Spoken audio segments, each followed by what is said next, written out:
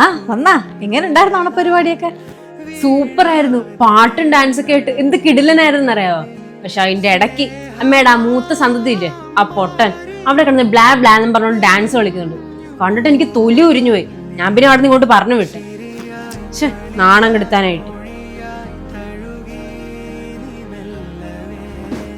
എന്റെ കോളേജിലെ പിള്ളേർക്കൊക്കെ എല്ലാ ഓണത്തിനും പുതിയ ഡ്രസ്സാ, പക്ഷെ എനിക്ക് മാത്രം ഒന്നുമില്ല.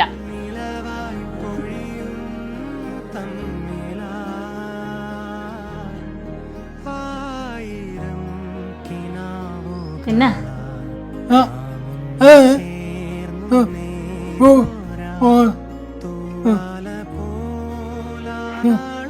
കാശ് എവിടെ കാറ്ററിങ്ങിന് പോയാ?